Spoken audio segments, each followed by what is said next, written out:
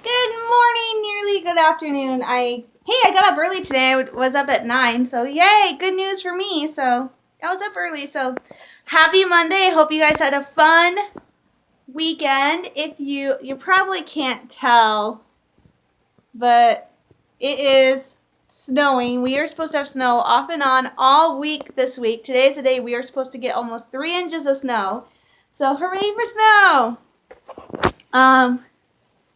But boo, for my mom's side of the family, it has been just crazy, insane hard for her and family for like the past few years. 2 years ago in 2015, around Thanksgiving, we lost my great aunt Laura. She went really fast over Thanksgiving week.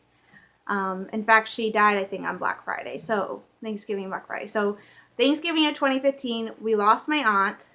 Last Christmas, my mom had emergency surgery on her gallbladder, so she was laid up pretty much almost the entire the week leading up to and of Christmas. So my mom was in pain and hurting over Christmas because she had to have emergency surgery. And then this year, my Aunt Martha's husband, my Uncle Kelvin, he was been in and out of the hospital. He was in the hospital a couple years ago for this, but he was just sent back into the hospital for congestive heart failure. So he is not doing great. In fact, he has gotten so bad that my aunt, who also works at an elementary school and has been taking care of him, is making a tough choice. I think at this point it's already decided that she is putting my Uncle Kelvin in a nursing home because she cannot take care of him and give him what he needs and also work her job, which she loves because she loves working with kids. So my mom's family, it is just, and this is on top of us losing my one cousin who passed away in her sleep a couple months ago. So it is just, my family loves this time of year, but it's just hard for my mom's family the past few years coming to this time of year, and it always seems like something bad is happening. But we pushed through it. My uncle sounds like he's doing a little bit better. He's going to get the care he needs. He's still not out of the woods, but he's not like where he was really critical where we were all like freaking out. But it just seems the past few years have been really hard for my mom's side of the family. And on top of that, I'm coming to the realization that the reason why all these relatives seem to just be passing away and going to be with God so soon is because of the fact that there is an incredibly amount of older people on my mom's side of the family. So both sides of my family, we are like long lived. Like I have an aunt who's like I have a great aunt who was almost 100, and so we have a very long-lived family. But because we have these family members that just live for such a long period of time, it's getting to the point where they're starting to just go be with God. So it makes me sad because these are family members that I've known. I mean, granted, my relationship with my Uncle Calvin isn't such a great one because he can be really ultra strict and he's very PC, but he was also a really great uncle and he was nice to me. He wasn't always so gruff. He enjoyed it when I was there. You know, I think a part of him really did want a girl, and he and my aunt only had 3 boys. So I spent a lot of time at their house when I was younger. But it's just hard this time of year. But I do my best. I make everybody happy. I know it's important for my aunt to know that she is loved, so I send lots of love to my aunt, and I miss her. I haven't seen her in a while, and I miss her a lot. Like I said, I used to spend so much time at their house when I was younger because it was actually funny. It actually felt like when I was really little, people used to fight over who got to watch me because, like I said, I was an anomaly in that I was born after like 3 or 4 years on either side of my family, my mom's or my dad's, where there were nothing but boys that had been born. I'm not joking. So, like, the next oldest cousin was a girl who was like 6 or 7 when I was born. And then there was me, and then there was my cousin Cassie. And so it's like, it's very weird. So it's also kind of, on either side of the family, there's like groupings. So my brother and I are part of one grouping, and there's another grouping. So I love having a big family. It's just that recently it's just kind of everything's fallen apart and we don't see each other as much. I remember being little and going on Christmas Day, we would skip church. And the reason we skipped church is because we'd go to my Aunt Martha's house for my mom's family Christmas party. And then we'd go to my grandma and grandpa Lex's house for my dad's family Christmas party. And it was so much fun. I mean, I remember my confirmation, there being at least a grand total, because a confirmation party is like a graduation party where people just come in and out. There was like 200 people who ended up coming to my confirmation party. That's a lot. And most of those were family members. So I have a very big family. And when I was little, it was an insanely close family. It's still close to a certain extent. So it's also funny because the majority of my family members live in Michigan. In fact, I think 60% of my dad's family actually lives here in Midland. Like, one of my aunts just sold her house to her son, I think, and she just moved one street over. We don't like to leave. We all like to stay in this part of the state or up further north. I mean, I told my mom that, hey, I could apply to work at the Little Caesars Arena down in Detroit as like a call service representative, taking calls and reservations and stuff like that. And my mom very quickly said, no. And if I tell my dad that I could get a job in Detroit, he would just as quickly say, heck no. My parents do not want me moving to Detroit. Detroit's an awesome city, but it's too far away, it's too expensive, and it's a big city, so I'm going to stay here or move up north. So it's actually hysterical. My family is funny. It's hysterical to me. My parents are more comfortable with me moving to an island, which is almost inaccessible if the lake freezes over. And they're more comfortable with me moving somewhere up there than they would be to me moving to a larger city. So it's very funny. So I love my parents. But other than that, things are going good. My mom and I, at this point, we are kind of 90% decided we are going to stop attending our Savior. It's just it's not what it was when I joined. When I joined, it was totally the opposite of what it was. It was very open. It was very welcoming. It was very warm. The pastors were very loving and kind and generous. And now we have this pastor who is leaving, and he came in and he totally flipped everything. And the deacon is very much in that same vein. So my mom and I are just at this point like, we need to make a change. And I'm praying very hard about it because I love being Lutheran, but maybe, I don't know. But it was very hard for my mom and I yesterday because we love Christmas. We do Christmas traditionally. Christmas is all about family and friends and decorations and celebrating the birth of Jesus. It's like literally, as I call it, the biggest birthday party. And it's our favorite time of year. We love the decorations. We love everything. Family is so important to us. And so, not just because of our faith, but because of our heritage. Because we do have that European ancestry. We do have that German ancestry. So, Christmas is like this big, huge deal. I love it so much. I mean, I don't have to get presents to enjoy it. I mean, seriously, I don't care. I just love the love and the warmth and spreading the news about Jesus and everything. It's my favorite holiday. And in the sermon yesterday, the pastor basically said, instead of focusing on the decorations, on the gifts, on everything like that, we should cut back or just take everything away, strip it all away, and just be focused on spreading the news of Jesus. And I'm like, well, that's kind of what some of the decorations do. Is the tree is a symbol of faithfulness. It's the star represents the star of the wise men. The gifts, we do the gifts because they represent the gifts the wise men brought and all this other stuff. And I think he really got my mom when he told us that we should take the wise men out of our nativity scenes because the wise men didn't meet Jesus till he was 2 years old. And it's like, really? We know the nativity scene isn't factual, but it's a nativity scene. I mean, what are you going to do? You're just going to take the wise men out of the Christmas story altogether? I mean, most churches include the story of the wise men, which is technically Epiphany.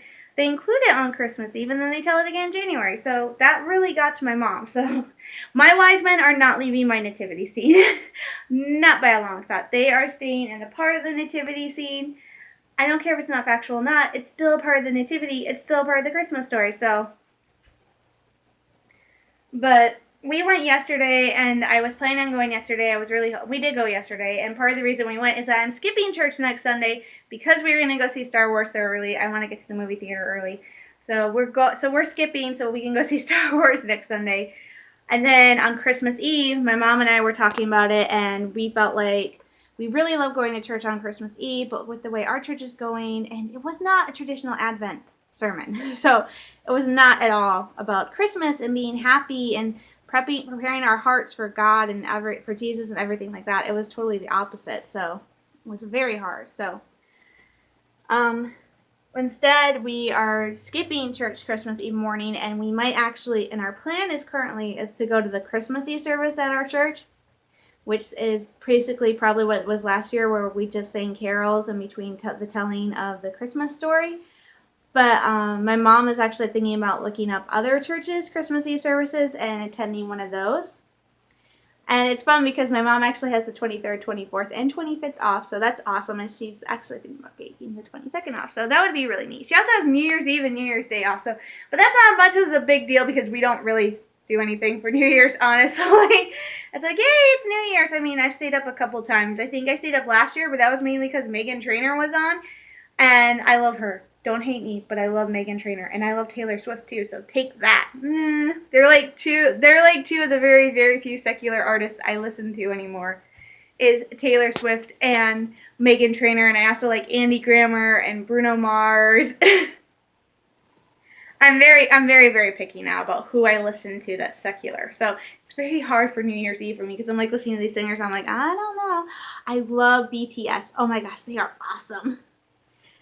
But Christmas is just a couple weeks away. It's insane. And next week, I will be at the movie theater, like I said, watching The Last Jedi, which comes out this Friday. Holy cow, can you guys believe it? We are like just days away from The Last Jedi, which reminds me, I need to flipping my advent calendar. There's my 3. Okay, that's been flippy. So, I didn't do this last year. I'm doing it this year. I am on lockdown. I am not looking at any reviews for The Last Jedi. I'm not looking at my tweets. I'm avoiding the Star Wars stuff on Facebook I follow. I am on 100% total Last Jedi lockdown. I don't want there to be an off chance that I'm going to get any spoilers. I don't want to hear anything. I just want my reaction to be pure. The only thing I have seen is I accidentally saw a tweet by Warwick Davis who said the movie was awesome. It was amazing. I'm like, no! So I am 100% on lockdown. No Last Jedi, anything. Which will be easy if our internet goes out, because our internet might go out this week for a little bit. But, so I am on 100% Last Jedi lockdown till next Sunday, and I will be doing a vlog next Sunday. It will actually be it might be Monday, but I will be doing a spoiler-free review of The Last Jedi. Well, I will do my best. I actually did a pretty good job doing a spoiler-free version of Rogue One. Because I'm like, oh my god, it was awesome. And there was this, and there was this. And I don't think I gave anything away. I was just really excited. So basically, it's just my emotions leaving the theater, how I felt, more so than discussing the plot and what happened. So I'm excited. I can't wait to go see The Last Jedi. I am wearing my Self-Rescuing Princess t-shirt and my pin. I also think I'm going to pair my Self-Rescuing Princess t-shirt with my lightsaber skirt because I think that would be cute. So I'm excited. It's pretty much the only movie. I only really go to the movies once a year. And so it feels like now for like the past 2 years, I've only gone to see the Star Wars movies. So I'm going again. So it's awesome. But other than that, things are going well. I got to write a little bit today. I'm playing Pokemon. I got mad at Old Republic last night because it kept lagging so badly that it was just like, there's no point in me playing it when it's lagging so badly. And my guild members like, try this, try that. I'm like, I don't think adjusting my preferences or checking my video card, I don't think that's anything. My Wi-Fi was fine. Everything's fine. So I'm going to try it again before the Great Christmas Light Fight.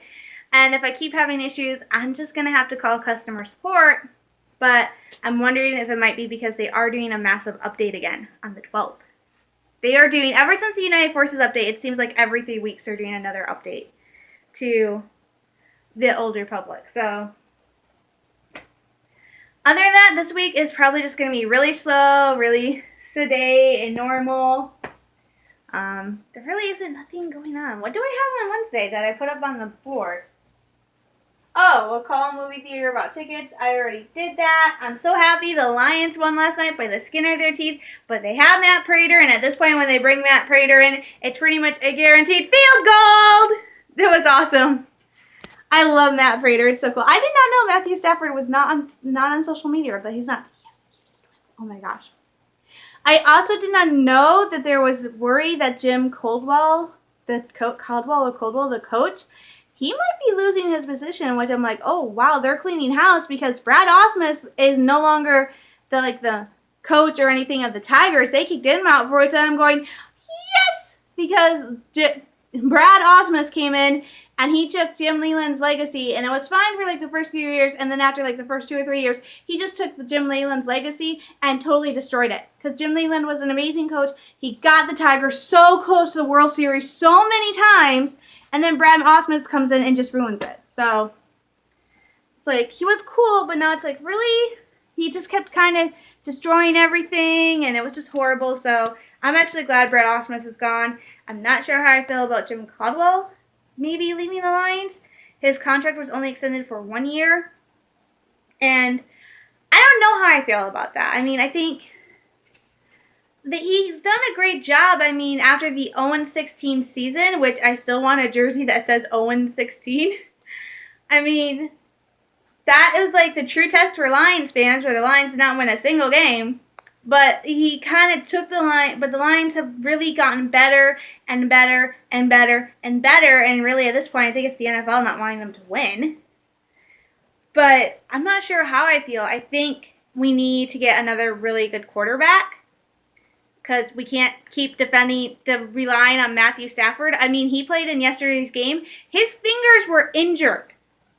He still did an amazing job, but he has been injured a lot with his hands, but he is still going out there and playing week after week because we don't have another quarterback we can use that is just as good, that can throw the ball just as hard as he can. So I think with next year's draft, we need to get at least 1 or 2 guys who are decent or really good quarterbacks so that we're not depending on Matthew Stafford as much. I mean, the guy needs a break. He and Ibram and Tate and Prater, they're kind of almost carrying the team with every single victory we get.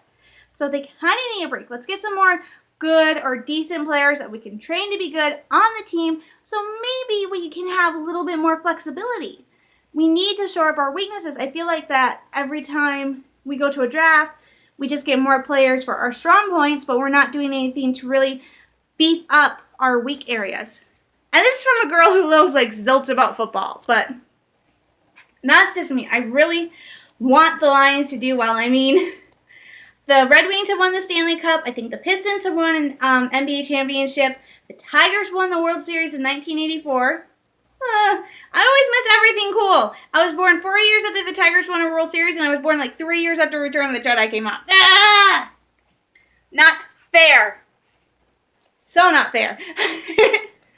But the Lions are really the only sports team we have that hasn't won any sort of national thing. I mean, we've made it to the playoffs, but other than that, we've just kind of gotten stopped. And I think it's a combination of the players and maybe even, I hate to admit this, but I have said this before, I think the NFL, because sports can be political, and I really feel like that even when other teams are doing horrible and have these horrible stories and stuff like that, it seems like the Lions are the one who are always getting the brunt of all the negative press and attention because they're the Lions. It always feels like to me, nobody wants the Lions to do well. Nobody really wants the Lions to win except for the Lions and their fans. So it's getting really old, but enough depressing talk. I'm going to go turn on my computer, watch some Winx Club. I'm on season 3 with Veltor. Although I'm getting to the point where Sky gets brainwashed, and I don't like that because I am such a Sky Bloom lover. So it always sucks when they're apart. But I'm going to get going. I want to get some food. I'm going to try and get some writing in today. Just on the off chance my mom says she's not going to let the internet be out for too long because she gets paid actually the day it's supposed to go off. So, but I'm going to try to get some writing done. A little bit of writing done. I already got it started. I'm not sure how this is going to play out. It's my favorite episode I'm rewriting, so I'm going to do my best. So I'm going to get going. You guys stay safe, stay sane. Have a great day. I'm sending you all lots of love, hugs, and prayers, and I'll talk to you later. Bye.